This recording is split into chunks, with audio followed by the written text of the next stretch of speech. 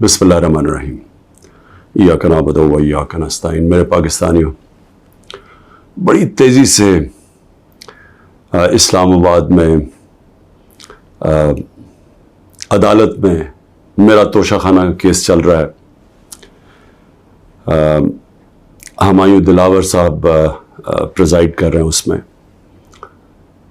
और हमने कोशिश बड़ी की है कि chief justice Islamabad high court, और हम बड़ी देर से कोशिश कर रहे हैं कि वो हमारा केस ट्रांसफ़र करें यहाँ हुमायूं दिलावर से, क्योंकि ये हक होता है एक जो हर शख्स का, इसका हमें आइन, हमारा कानून हक देता है कि अगर हमें एक इत्मीनान एक जज पे नहीं होता तो हमारा हक होता है कि हम अप्लाई करें कि हमारा केस ट्रांसफ़र कर दें।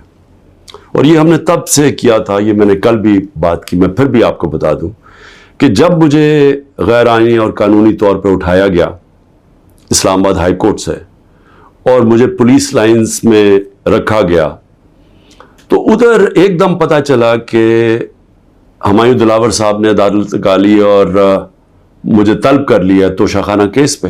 ना मेरा वकील, ना मुझे पता है किसी चीज़ का, और उस केस में फिर फर्द जुर्म लगा दिया। कानून तो यह है कि मुझे बता के लगाना चाहिए था, बताए बगैर लगा दिया। तो हमें तब ही समझ आ गई कि ये हमें यहाँ इंसाफ नहीं मिलेगा। तो उसके अगले दिन हमने तब से अप्लाई किया इस्लामाबाद हाई कोर्ट में ट्रांसफ़र का। अब मैं बात कर रहा हूँ 12 मई को, ये तकरीबन अब समझ लें कि 3 महीने गुजरने लगे हैं। तब से अप्लाई किया हुआ है और कोशिश करते गए कि हमारा केस इस अदालत से निकाला जाए। उसके बाद बहरहाल जो मैंने आपको बताया कि केस हुआ, मैंने 35 सवाल दिए गए।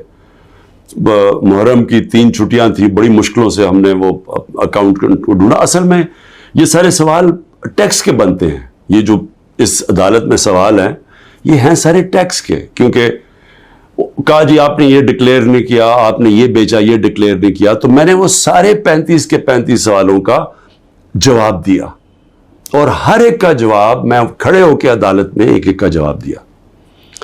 तो वो जो एक जगह, और इन्होंने सरकारी 2 गवाह पेश किए। अब सरकारी गवाह क्या उन्होंने गवाही देनी थी, तो हमने कहा क्योंकि वो जो जवाब हैं उसके लिए मेरे अकाउंटेंट की जरूरत है, क्योंकि एक 40 साल से मेरे अकाउंटेंट वही फर्म है।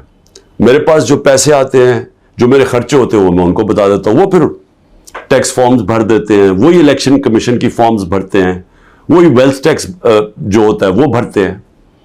तो उनके पास सारा रिकॉर्ड होता है। तो अब मैं तो नहीं जवाब दे सकता कई चीज़ों के, तो मैंने गवाह के अंदर अपने अकाउंटेंट को कहा कि वो बैठे, और वो जो खास तौर पे एक जगह पे बात फंसी हुई है कि जी पैसे तो आप शो कर रहे हैं, लेकिन पैसे के ऊपर आपने ये नहीं लिखा कि तोशाखाना का पैसा था। अमाउंट पूरा है लेकिन तोशाखाना वो नहीं लिखा। तो ये अकाउंटेंट ने बताना था कि वो फॉर्म उसने जैसी भी भरी, क्योंकि फॉर्म तो वो भरता है। बहरहाल 1 घंटे का टाइम दिया गया और कहा कि 1 घंटे में अब ये नहीं पहुंचेगा तो चलो। अब अकाउंटेंट 1 घंटे में कैसे पहुंच सकता है? ये कोई मिलिट्री ट्रायल तो नहीं हो रहा। उसको विटनेस खत्म कर दिया, और भी हमने बुलाए हुए थे विटनेसेस जिन्होंने गवाही देनी थी इन्हीं चीज़ों को, और जो मेरा हक है। अब एक फेयर ट्रायल होता है कि आपको मौका मिले कि मुझे अक्यूज करें, मुझे मौका तो दे कि मैं अपनी सफाई पेश कर सकूं। नहीं मौका दिया गया, और बड़ी जल्दी सब कुछ तेजी से किया जा रहा है। छुट्टियों में कभी ट्रायल नहीं होता। ये आजकल अदालतों की छुट्टियां हैं, छुट्टियों के अंदर डे टू डे ट्रायल हो रहा है। जल्दी पड़ी हुई है कि किसी तरह ये बस जल्दी से खत्म हो जाए। मौका भी नहीं दे रहा है। एक दिन क्या हो जाएगा कि 1 दिन डिले हो गया, 2 दिन डिले हो गया, कौन सी क़यामत आ गई? विटनेसेस आए, हम तो मुतमईन हो जाएं कि हमने अपना केस पूरी तरह लड़ा है। लेकिन छुट्टियों के अंदर भी जल्दी पड़ी हुई है कि किसी तरह फैसला आए। हालांकि हम सुप्रीम कोर्ट में भी हैं, और इस्लामाबाद हाई कोर्ट से मुझे कहना पड़ता है कि मैं काफ़ी मायूस हूँ कि वो ना फैसला करते हैं, वो खींचते भी जाते हैं, वो پورا موقع دے رہے ہیں کہ یہ جب فیصلہ ہو جائے. یعنی اگر ہم نے ٹرانسفر کا اتنی دیر اپلائی کیا ہوا تو کم از کم فیصلہ تو کریں. وہ کرتے بھی نہیں ہیں. بہرحال وہاں بھی ان کو بھی میں نے کہا, بڑی دیر کا کہا ہوا ہے کہ ہمیں چیف جسٹس اسلام آباد ہائی کورٹ پہ مجھے کوئی اعتماد نہیں ہے. جب مجھے اٹھایا گیا وہاں سے, آپ سوچیں کہ مجھے غیر قانونی اور آئینی طور پہ اٹھایا گیا ان کی عدالت سے, اور انہوں نے اس کو لیگلائز کر دیا. یعنی اصل میں تو ان کو اللیگل کرنا چاہیے تھا. سپریم کورٹ کو تو جانے کی نوبت نہیں ہونی چاہیے تھی. ان کی عدالت میں بیٹھا ہوں, شیشے توڑ کے, ڈنڈے مار کے, وکیلوں کو مار کے, وہ بیچارہ رجسٹری سٹاف ان کو ڈنڈے مار کے, اور مجھے گھسیٹ کے لے گئے وہاں سے ان کی عدالت سے, اور چیف جسٹس نے کچھ بھی نہیں کیا بلکہ اس کو جائز قرار دے دیا گیا. اس کے بعد جو اس سے پہلے ٹرین کیس تھا, 3 ممبر بینچ بیٹھا, دو ججز نے واضح طور پہ کہہ دیا کہ مینٹینیبل کیس. چیف جسٹس صاحب فیصلہ نہیں کر رہے, وہ بھی لٹکائے ہوا وہاں. اور ہمیں اعظم سواتی کو بہت اعتراضات تھے. انہوں نے لیٹر لکھا کہ مجھے اعتماد نہیں ہے آپ کے اوپر. تو نہ وہ اپنے آپ کو ریکیوز کرتے ہیں, نہ ادھر نیچے سے ریکیوز کر رہے ہیں. اور پھر ہمیں بڑا ایک سیریس چیز ہے یہ جو فیس بک پہ دیکھیں, فیس بک 90 دن تک فیس بک کا ریکارڈ ان کے پاس پڑا ہوتا ہے. اگر FIA یا جج صاحب ایک صرف آپ کو ای میل کرنی ہے فیس بک کو کہ یہ کیس ہو رہا ہے, آپ مہربانی کر کے بتا دیں کہ 90 دن تک ان کی جو بھی فیس بک پہ پوسٹ تھی وہ کون سی تھی. کیونکہ 90 دن تک جو لوگوں نے دیکھا ہے اور پوسٹ بھی کیا ہے کہ اس کے جو ہمایوں دلاور کی پوسٹ تھی اس پہ انہوں نے جو ان کا میرے متعلق پوسٹ کی ہوئی ہیں, وہ تو اگر کوئی بھی دیکھ لے تو مجھے تو ان سے انصاف نہیں مل سکتا.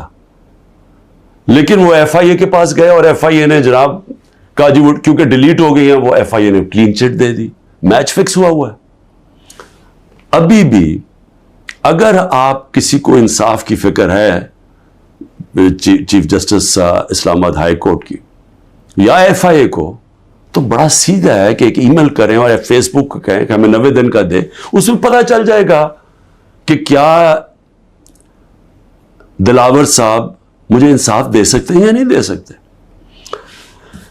میں اس کے بعد دوسری بھی بات کرنا چاہتا ہوں, کیونکہ یہ تو اب دیکھتے ہیں, یہ بڑی تیز سپیڈ سے چل رہا ہے, اب دیکھتے ہیں آگے کیا ہوتا ہے.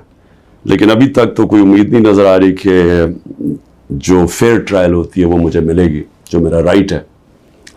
دوسری چیز یہ جو انہوں نے 2 بلز اسمبلی میں لے کے آئے بڑی تیزی سے, پتہ نہیں انہوں نے کتنے بل پاس کر دیے 1 گھنٹے کے اندر, کوئی 15 نئی لیجسلیشن لے آئے. وہ گورنمنٹ جو جا رہی ہے 15 لیجسلیشن, 8-10 لوگ بیٹھے ہوئے تھے اسمبلی میں.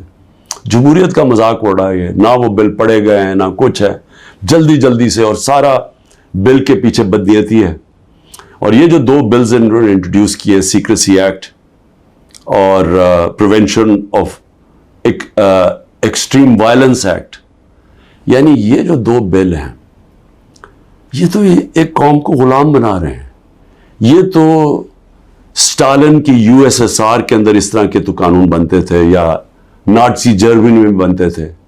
لیکن یہ کسی آزاد معاشرے میں تو کوئی تصور بھی نہیں کر سکتا کہ انٹیلیجنس ایجنسی فیصلہ کریں گی, کسی گھر میں بھی گھس جائیں گی اور فیصلہ کریں گی کہ یہ گھر کے اندر کوئی دہشت گرد ہے, اور وارنٹ ایک جو ہوتا ہے گھر میں گھسنے سے پہلے آپ کو سرچ وارنٹ لینا پڑتا ہے, اس کے بغیر آپ گھس جائیں گے گھروں میں, کسی کے گھر میں بھی گھس جائیں گے اور کچھ بھی کریں گے, اور کسی کو ان کو روکنا نہیں چاہیے. تو یہ تو ایک ملک میں بالکل ہی غلاموں کو کنٹرول کرنے کے لیے ہو رہا ہے. پھر سیکریسی ہے, ایک اور ایکٹ لے آئے ہیں کہ آپ کسی بھی اگر کوئی انٹیلیجنس ایجنسیز کا کوئی آدمی ہے, اس کا آپ نام بھی نہیں لے سکتے. اگر آپ نے نام لے لیا تو وہ آپ کوئی اسٹیٹ سے غداری کر دیں گے, سیڈیشن ہے وہ. تو یہ تو اس طرف جا رہا ہے کہ جنرل مشرف کے مارشل لاء میں بھی اس طرح کی حالات نہیں تھے. یہ تو بالکل ایک وہ معاشرہ, اور مجھے لگ رہا ہے کہ تیاری کر رہے ہیں کہ انہوں نے تو الیکشن کا کوئی نیت ہی نہیں نظر آ رہی. تو اگر الیکشن نہیں کروانے ہیں تو اس کے بعد تو پھر لوگوں کو کنٹرول ہی کرنا پڑے گا, تو انہیں حربوں سے کنٹرول کرنا پڑے گا. اور مجھے جو خوف آ رہا ہے، میں آخر میں صرف یہ بات کرنا چاہتا ہوں کہ اس وقت جو پختونخوا ہے اس کی ہمیں فکر کرنی چاہیے، کیونکہ ان کی کوئی اپنی الیکٹڈ گورنمنٹ نہیں ہے اس وقت. ان لوگوں کو اوپر مسلط کر دیا ہے جن کی کوئی قانونی حیثیت نہیں ہے، اور وہ جو وہاں کر رہے ہیں، جس طرح کی کرپشن ہو رہی ہے اور جس طرح کا وہاں وہ صوبہ آہستہ آہستہ وہاں دہشت گردی بڑھتی جا رہی ہے، لا قانونیت بڑھتی جا رہی ہے، تو وہ تو لوگوں کو پہلی نوجوان وہاں سارے قبائلی علاقے کا جو جس طرح کی تباہی مچی تھی، جس طرح کی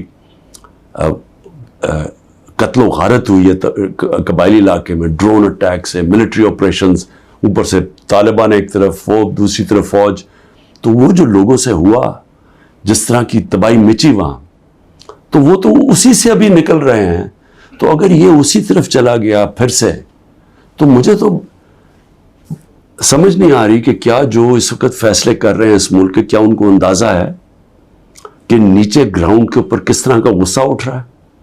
کیا اندازہ ہے کہ جب وہ پولیس لائنز کے اندر جب 100 پولیس والے شہید ہوئے تھے، پتہ ہے نیچے سے کیا آوازیں آ رہی تھیں؟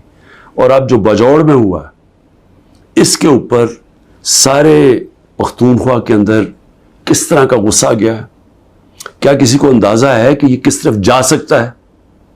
اور میں اس لیے کہہ رہا ہوں کہ بہت ضروری ہے، ایک ہی طریقہ ہے کہ یہ جو نیچے گراؤنڈ کے اوپر غصہ ہے یہ تب نکلتا ہے جب الیکشنز کرواتے ہیں. الیکشنز میں لوگوں کا غصہ نکل جاتا ہے، اور پھر ایک جب منتخب گورنمنٹ آتی ہے لوگ امید لگا لیتے ہیں، اور ہوتا کیا ہے کہ وہ جو سارا ٹیمپریچر ہے وہ نیچے آ جاتا ہے، سٹیبلٹی آ جاتی ہے، استحکام آ جاتا ہے ملک میں.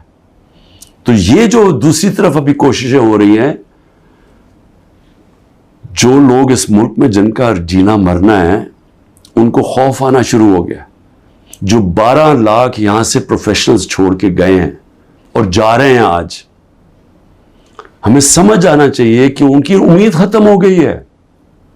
یہ سب سے خطرناک چیز ہے کہ ایک معاشرے میں لوگوں کی امید چلی جائے. تو جس طرف ہم جا رہے ہیں یہاں تو کوئی روشنی نہیں نظر آ رہی، اور اگر انہی لوگوں نے بیٹھے رہنا یا اسی طرح پاکستان میں الیکشنز کے بغیر ایک کنٹرولڈ گورنمنٹ چلانی ہے اور لوگوں کو کنٹرول کر کے چلانا ہے. میں یہ اپنے تجربے سے ایک تاریخ کا ایک طالب علم ہوں، میں آپ کو بتانا چاہتا ہوں جو سیاست میں ایک زیرو سے ایک پارٹی آج سب سے بڑی ماشاءاللہ پاکستان کی پارٹی ہے، جو میرا تجربہ ہے عوام کا، میں آپ کو کہنا چاہتا ہوں کہ یہ پاکستان کو ادھر لے کے جا رہے ہیں. جو لوگ سمجھ رہے ہیں کہ وہ ڈنڈے کے زور سے اس ملک کو کنٹرول کر لیں گے، وہ سمجھتے نہیں ہیں، عوام کی سوچ نہیں سمجھتے، نہ وہ تاریخ جانتے ہیں، نہ وہ پولیٹکس سمجھتے ہیں، اور وہ پاکستان کے لیے بہت بڑا خطرناک اندھیرے کی طرف ہم لے کے جا رہے ہیں. پاکستان زندہ باد.